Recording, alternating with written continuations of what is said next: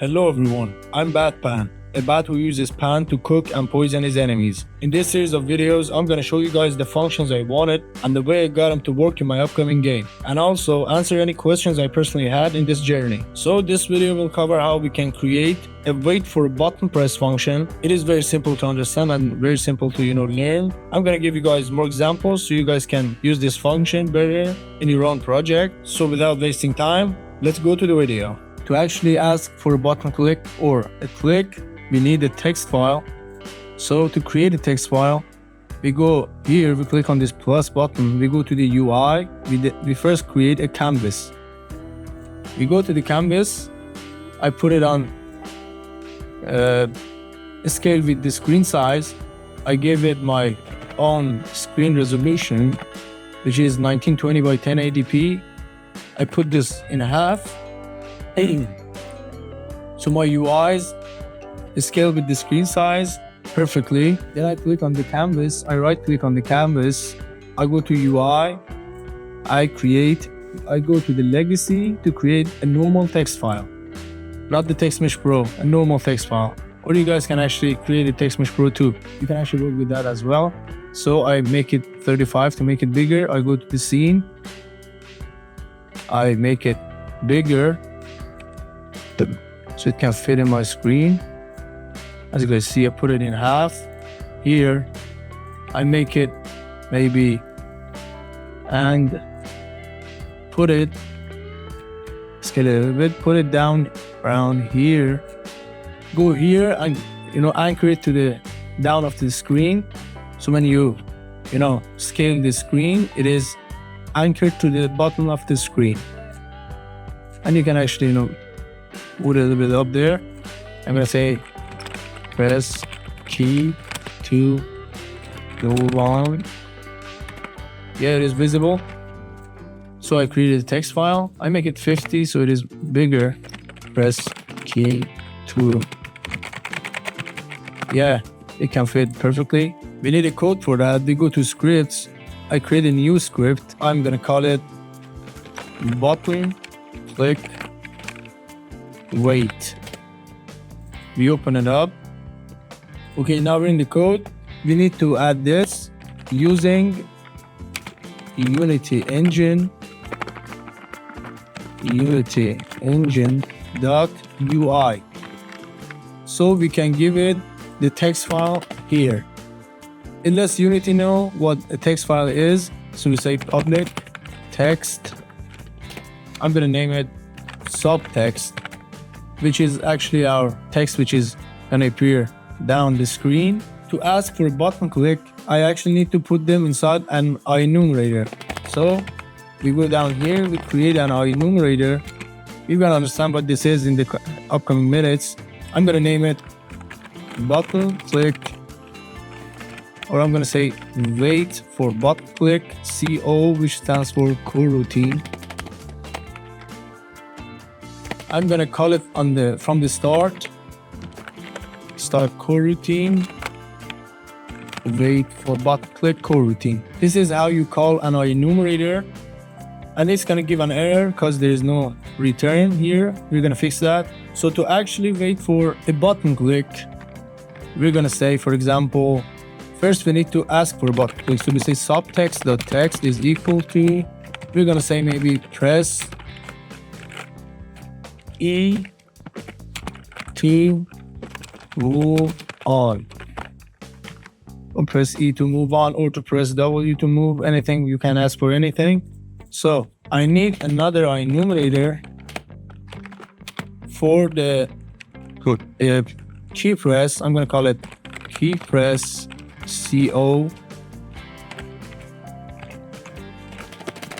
In here, I'm gonna say while input dot get key down key code dot E.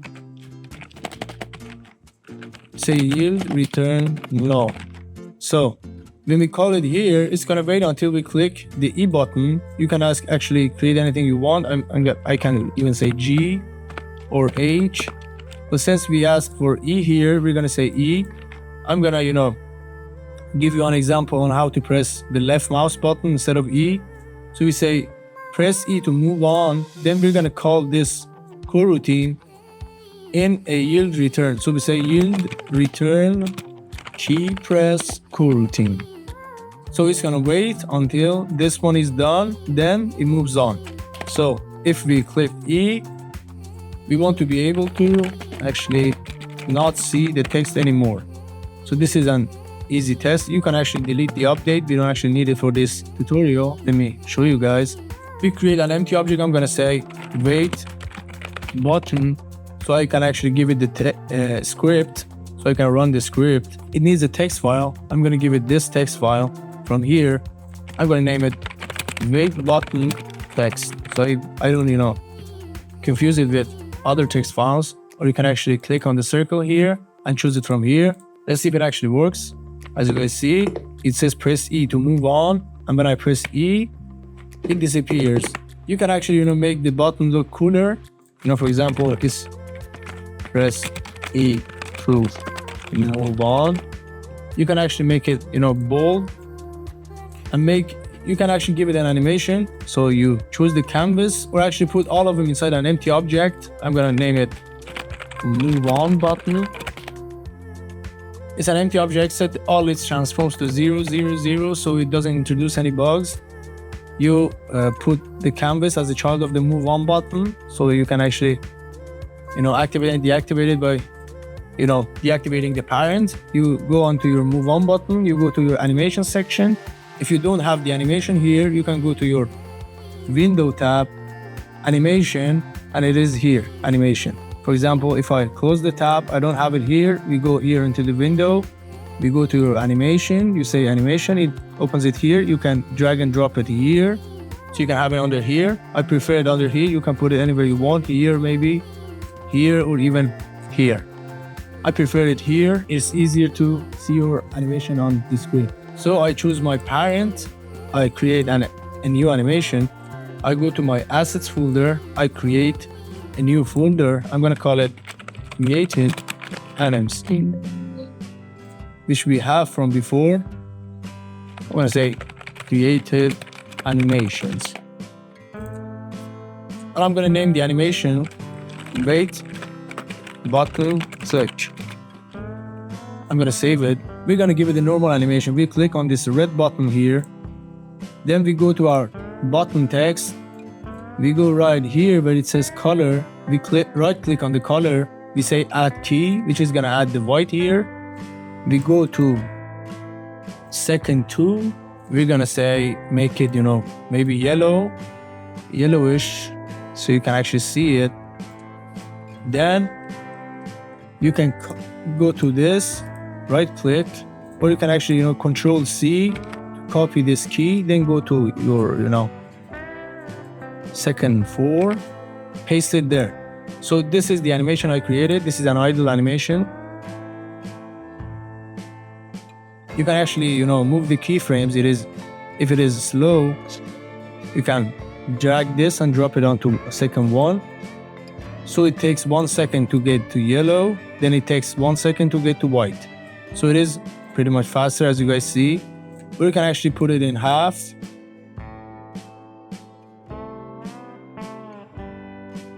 So it is even faster. But I prefer it to be 1. And it is gonna repeat itself because it is created animation. You can go to find your animation here where you created your animation, or you can go to your animation by clicking on move on button.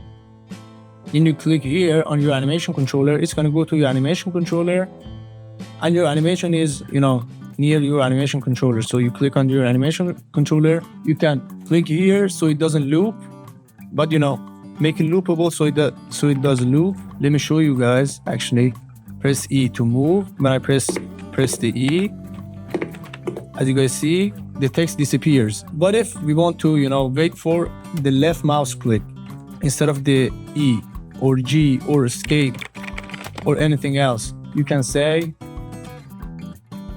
line input dot get mouse button down. You're gonna give it 0. So it's just gonna, wait for the left mouse click, or you can make it 1 for the right mouse click. So as you can see, and in here we're gonna say left mouse click, or whatever you want to name it. As you guys see, it's gonna say press left mouse click to move on. And when I press the left mouse, it disappears. But if you actually want to, press the E button to actually move and not be able to move before clicking the E button, to create that, we have the, FPS controller from Unity standard assets on our, on our scene. So we can actually, disable this so we won't be able to move, and disable our VCam so we can't, move the camera around or, move the player around. So to create that, we go to our code, we add using Unity standard assets, the characters, the first person, so we can give it the script of the first person controller. So we say public first person controller. I'm gonna name it FPS controller, so I can disable it. Then we need our virtual camera, so we're gonna say using Silly Machine, which is gonna give us the ability to ask for a virtual camera. So we say public virtual camera, Silly Machine virtual camera. I'm gonna call it VCam. What if we don't want to be able to move or look around before pressing the left mouse click or E? In this case, I'm gonna move it back to E. Say input dot get key down code dot E. So to actually create that, we can go around here. We can FPS controller dot enable equal to false, VCam dot enable equal to false. So it's going to disable our VCam and our FPS controller script, so we won't be able to move or look around until we press this. So when we press this, we're going to be able to FPS controller dot enable equal to true and VCam dot enable be equal to true. We go to our wait button, the script we give it. It needs an FPS controller. You can click here to find your FPS controller, or you can actually drag and drop it here. And you can do the same for your VCam. Let us see if it actually works. As you guys see, I cannot look around or move. As you guys see, I'm pressing W, it's not moving until I press the E. When I press E, as you guys see, I can move around and look around as well. So this was actually the video on how you can actually wait for a button click to, continue your scene or continue your game. I hope you understood that well. I'm gonna go think about something for the end of the video, as I did in my previous videos.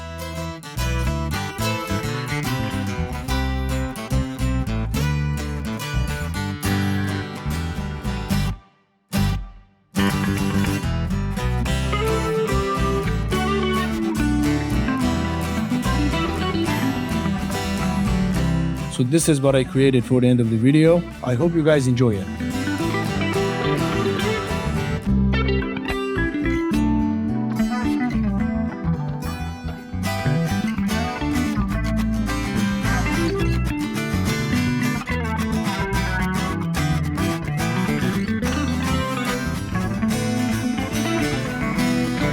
Thank you guys for watching, and I'll see you in the next video.